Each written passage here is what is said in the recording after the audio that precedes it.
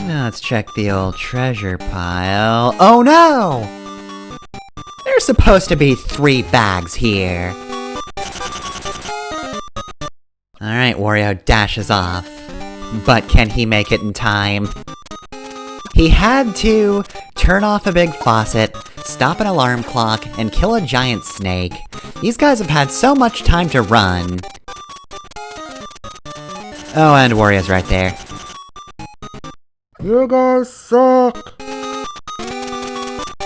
Thinking quickly, however, they have created a distraction. Oh, there goes Wario's hen. Well, we have to take care of that. So, we begin Chapter 2, the SST Cup. By not being on the SST Cup. Instead, we've got to find the hen. Is it supposed to, like, make a golden egg or something, Wario? I don't know. Look, Wario really prizes this hen, so we gotta find her. So, now that we've begun Chapter 2, you definitely need to know a few more tricks. For example, you might have noticed that these coins are very high up. From this point on, you really do need to know about the, holding up while jumping thing. And not only do you need to know that, you also need to know to do that while jumping on enemies. So you can get quite a bit of height overall if you do that, and yeah, you're gonna need it, and oh boy, okay, well, if those are the other fowls on Wario's property, I can see why he wants the hen back. That one looked like it was on some kind of drug. I don't know which one, I don't know how chickens usually react to drugs, but it didn't look right, that's all I know.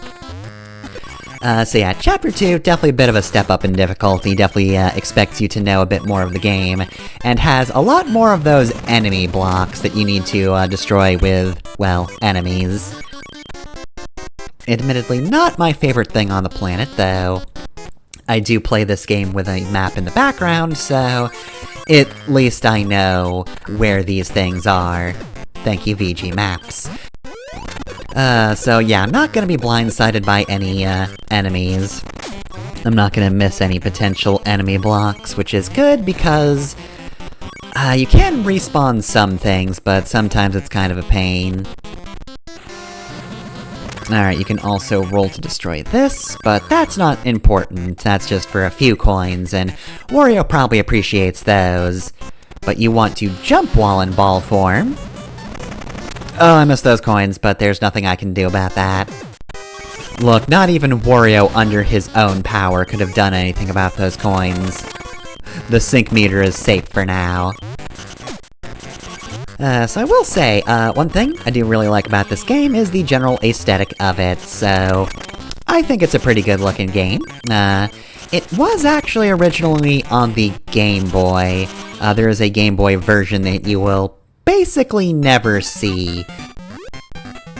It exists, and I mean, it looks like what you think it would, it's just this game but in black and white and, you know, kind of tones like in, Super Mario Land 3. It just kind of looks like a slightly different version of that. I think that was second on the top? Still got it. And I'm only paying half attention. So then again, I'm just looking at the screen, you know, from the side, after the fact. I don't have the currently playing the game blinders on. Anyway though, yeah, even the Game Boy, regular version looks fine. I mean, I prefer this, prefer it to be in color, but it looks okay enough. But yeah, in general, this game does look very good.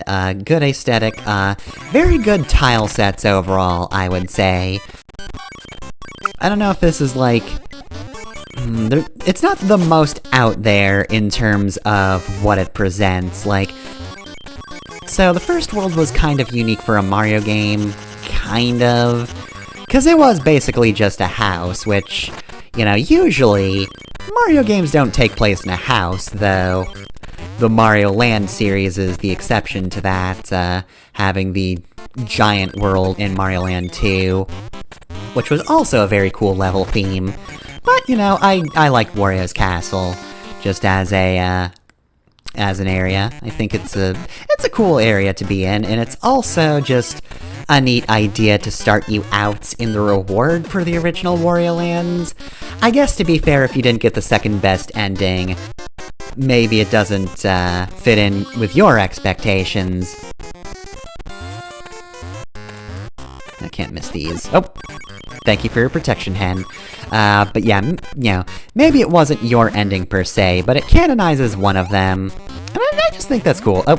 I mean, it's not a golden egg, but I guess it is pretty big. Does come right up to Wario's stomach. That's a very large egg. I mean, Wario's kind of a stout man, but he's not insignificant, tall-wise.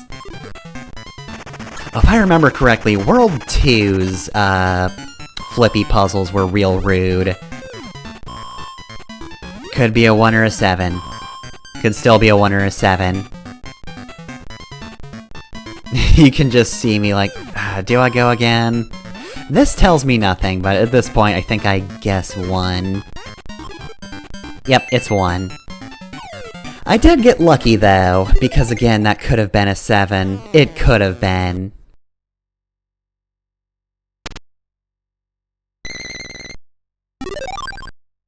Alright, so that's our first stage, but that was only a distraction. This is a chapter about the SS Teacup, and now we have to escape from the woods. I mean, I never really played Wario's Woods, but was it that bad? Alright, anyway though, yeah, so... Oh, actually, never mind. Real quick, we've got a new enemy to talk about. So, we've got a penguin with a penguin ball. It turns Wario crazy. You can cure it with water. So anyway, as you can probably guess, originally, if you're playing this game in Japanese, that penguin is holding a beer, and that is Drunk Wario. I feel like they didn't really do that much to hide that. Like, okay, sure, there's no beer there anymore, and they gave it a different name, but I mean, come on. I think even children know what cartoon Tipsy looks like. Anyway though, yeah, so far, Drunk Wario, pretty useless. He just staggers back and forth, he's very awkward to control. It is just an obstacle, so avoid it. You don't want to get hit by a penguin.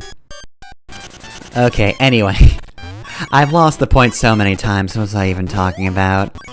Right, so aesthetics. World 1, very cool. It's kinda nice when they just make a, like, sort of lived-in space. I mean, it is still very clearly a video game level. Like, you would not want to live in Wario's castle.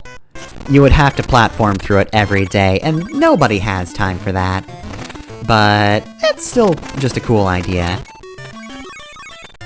Though, if the developers were really trying, they would have made alternatives, so there's like Wario's birdhouse, or, you know, whatever the other endings are. Now that being said, we already have Wario World for the, other best ending in Wario Land. See, clearly that's where the timeline splits. If you do the, secret best ending and max out your money, that's what leads to the GameCube game. Little known fact. But anyway, enough about World 1, this is... or Chapter 1. I'm going to do that a lot, I'm sorry. I'm used to other Mario terminology. Anyway, World 1, very cool, I like that idea. Chapter 2... Okay, so thus far... I think its strongest suit is that it is very varied. Cause otherwise, it is a grassland, you know?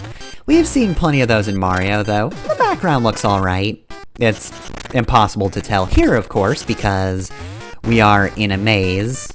We're just in a maze of darkness. Just gotta stomp our way through. And we have a door here, but there's other stuff to get first. But yeah, it's an okay-looking area.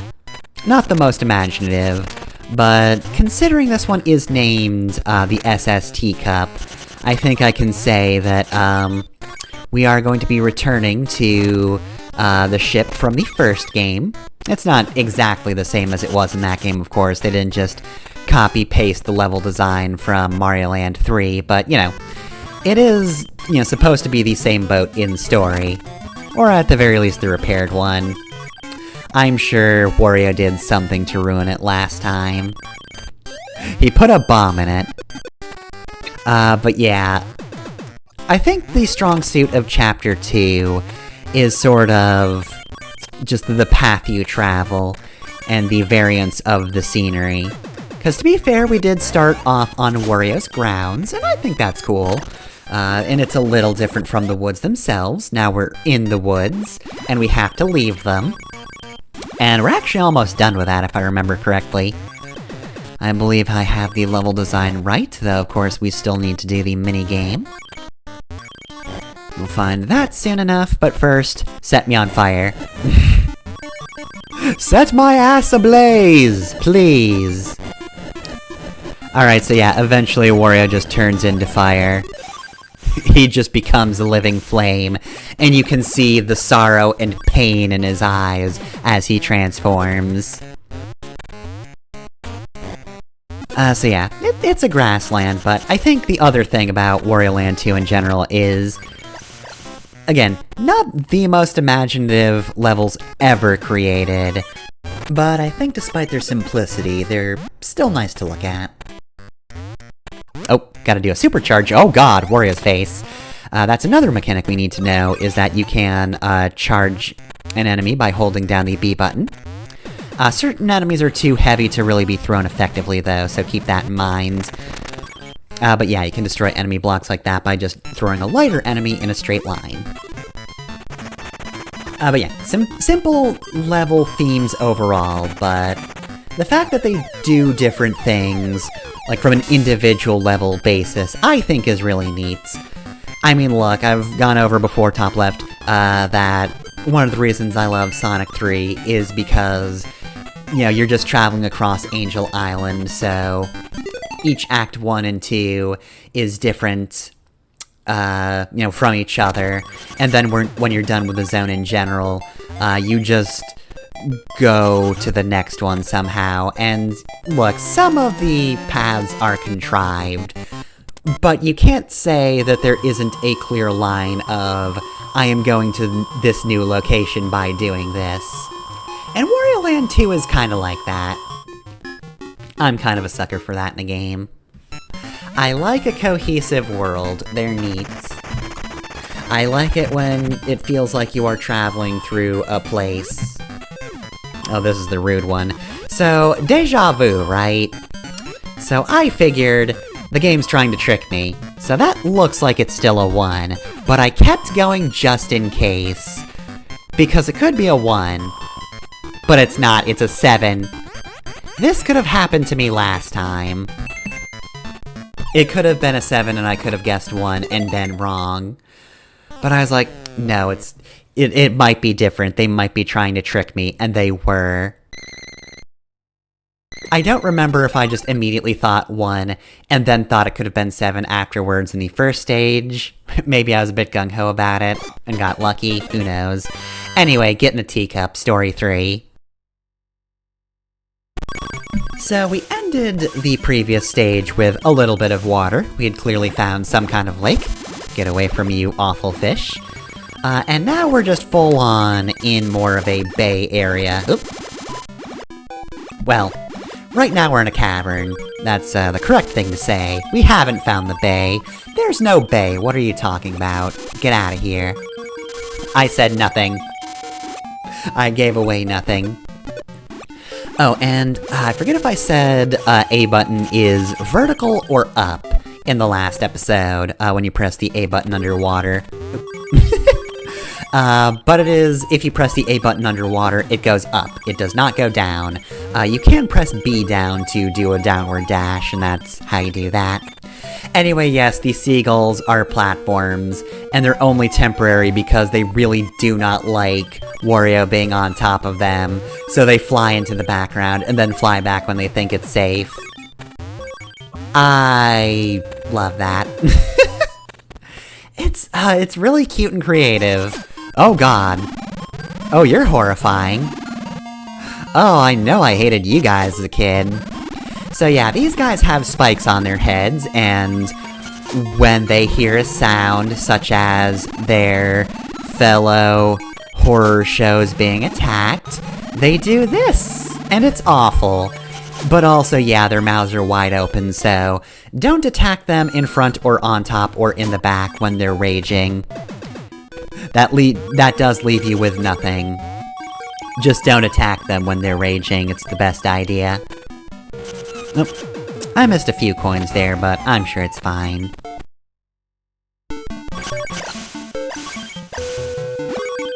Oh, you guys look way more friendly. Oh, I like these NPCs, they're nice. These guys are friends. Let's see, so... for this last one... I'm gonna go over here and get these coins first, but... there is a secret hidden down here. So, I don't know if it's possible to get underneath without getting grabbed by the eels, but that looks incredibly painful. But it does lead us down to the minigame. Alright, so who do we have today? Let's see. Oh yeah, for the chef, I forget if I look for them by their apron or by... I think that's a frying pan, and because I was trying to look at that one I missed it, but thankfully past me wasn't distracted.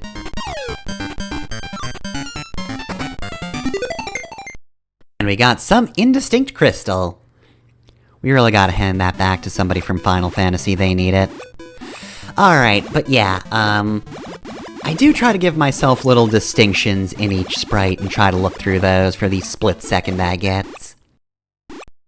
Again, not level 3, hard mode is legit difficult. There is no shame in using normal or medium or whatever it is. 100 coins is a lot of coins, but to be fair, you do get a lot of coins in this game. 200 on the other hand, that's way too much, which is why I really discourage easy mode, unless you really, really need it. But I feel like if you practice enough, you can probably get it. Anyway, we are on the teacup now.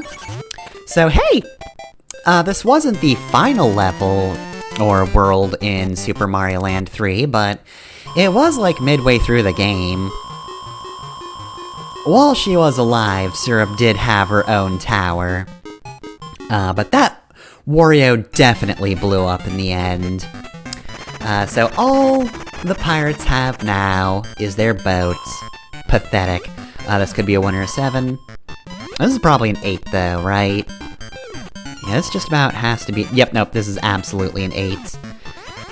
If it was the middle and the bottom right, I might suspect it could be a 9, but the bottom portion isn't positioned correctly to be a 9. That one was actually pretty easy. Alright, what's the next stage? Drop the anchor. Alright, so... we are going to drop the anchor and strand them here. And make sure there's nowhere for the pirates to run. Okay, so here's Fat Wario. He eats some cake and he gets real big. He may be slow, he can't jump high, but he can break blocks with his weight that even a normal ground pound wouldn't help. As always, you can immediately work off the extra form by jumping in the water, but if there's no water available, enough exercise and Wario will just immediately remove the pounds. Wario has a very efficient body. Look, Wario subscribes to sumo tactics, like he's got that muscle fat form going down. If he wanted to not be fat, he would just not be fat. You saw him lose the overweight portion, right? He can do whatever he wants. Perhaps this is another problem with the genie. You know, this is once again the genie trying to curse him. Oh yeah, you can just change your body whenever you want. But little do you know that if you do it all the time, you'll soon lose track of your true self. And then Wario's just like, I'm good looking like this, actually. And so he only uses it when he's in immediate danger, like when he's on fire. Extra fat, however, yeah, he also works that off too. Look, it does make him powerful enough to crush these guys, but when they're gone, platforming gets a lot harder like this. You really gotta sweat this off. I mean, did you see the size of those sweat drops? I'm pretty sure he was actually losing just pounds of fat like that. Which is really a horrifying image. Look, sweat should not expel like that. I don't want that much of any content in sweat, no matter what it is. Even if it's just water, I don't want it to be that much. Alright, so we got... Ooh, one of these sections got a high jump off an enemy. Missed those coins, but whatever, it's fine.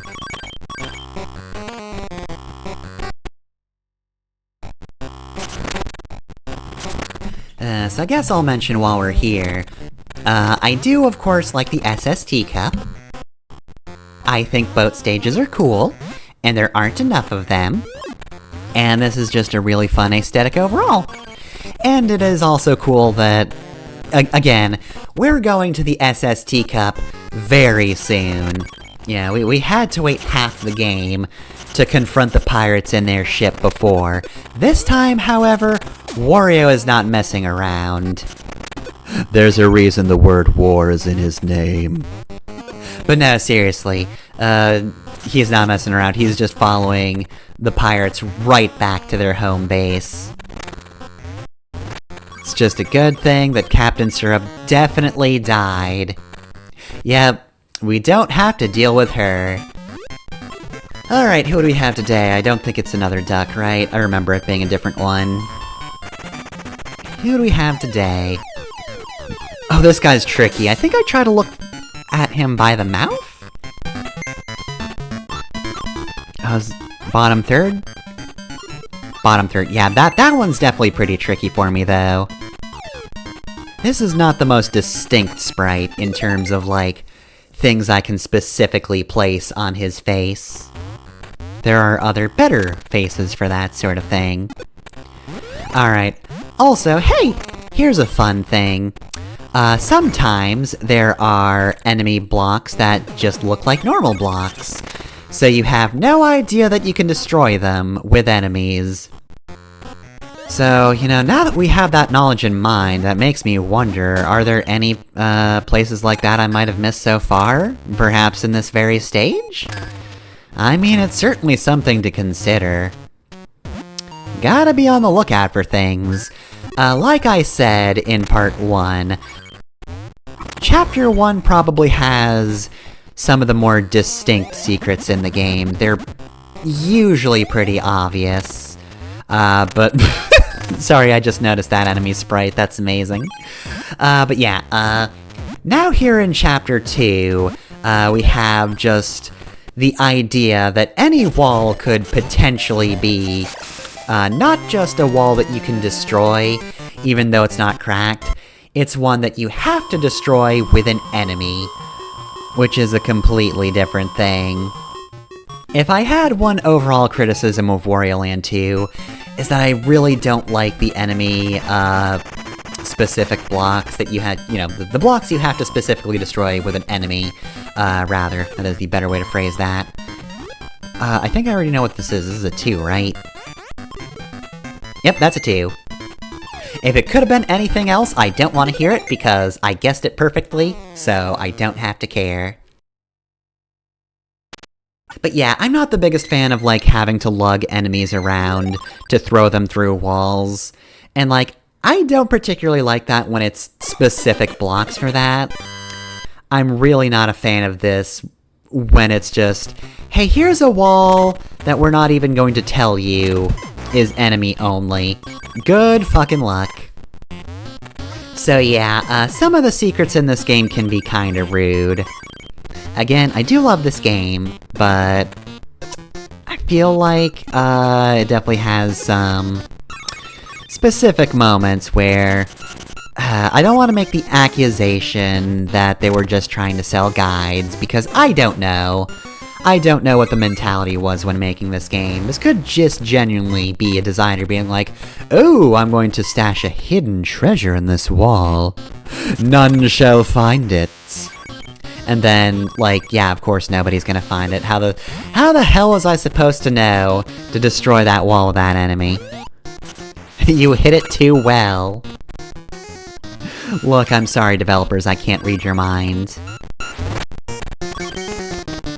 Alright, that being said, this is the boss stage. You can tell because it's called Defeat Bobo. That is actually the place where the boss spits you out if you lose. So, we're actually running across it this time, whereas the section in the, basement of Wario's castle was, you know, that was completely optional. You never actually had to go there. Let's see, destroy this. I'm just thankful that certain areas are symmetrical, so that I could just assume I needed to bring that fucker there. I don't know why I'm placing the blame on that enemy. Certainly the enemy wouldn't want the enemy-only blocks. Like, I would much prefer there to not be anything, like, in this world that only I can interact with. Especially if it's, you know, something somebody else desires behind that interactable thing. Because that's just not gonna work for me. They're gonna throw me at a wall that only I can destroy by having my body thrown through it. Gotta say, not a fan of the concept. Alright, let's take old Punchy Punchington here and just use him instead.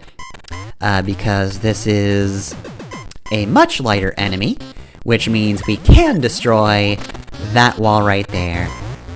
So yeah, like I said before, some enemies are a little too heavy. Ducks are that kind of enemy. Ducks are too heavy to throw well. I'm sure if the duck actually landed on someone it would have hurt, but they didn't. Okay, here's a very easy enemy to identify. Track by the eye. I think that was, second? Yep, that was the second. Cool. Yeah, either the eye or the teeth, both of those sprites are distinctly white, and I think it's pretty easy to, pick them out.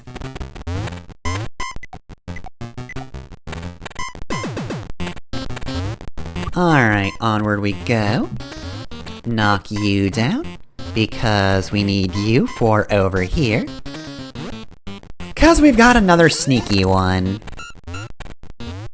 Not fond of these sneaky ones at all. That gets a no from me. Take that, Nintendo. One person on the internet has a complaint. I bet that's completely new to you as a company. They've never gotten that before. Alright, so... Ooh, coin. Alright, so we've got the boss door there, but... more money. There's more money to be had, and I want it. I could have missed out on a bunch of big coins. Wario would not have been impressed if I had done that. Alright, so, boss time. Weren't you bigger last time we met? Either way, though, here's Bobo. He's gonna try to dive at you. Jump on him. After he's done with that, he's going to try to raise an updraft. So, of course, the updraft is probably the most dangerous thing in this fight. In order to not get picked up by the wind as much, you want to hold down so that you're crouching while this happens. I figured that out pretty quickly, but I feel like this is one of those things that may not be, like, immediately obvious to the people playing the game. I don't know. Again, I got it pretty easily. Once you know to crouch, you've got this battle pretty well aced. Getting hit by Bobo isn't an immediate ring out. I think he can grab you, but if you just, like, try and fail to jump on him, you're just gonna get knocked away a little bit. It's no big deal. So yeah, as long as you figure out the wind thing, that's that fight in the bag. He does have more HP than the snake, but it's not a problem. So with that, we've got one more flippy puzzle for the road. So let's finish that first row of the map. That's gotta be a 0. And I was right. I mean, it's kinda obvious. Not really that impressive. I was given all the obvious 0 portions. Anyway, we've taken care of the pirates on their ship, so next time, I guess we'll keep pursuing them, but they won't have a boat. Tee hee.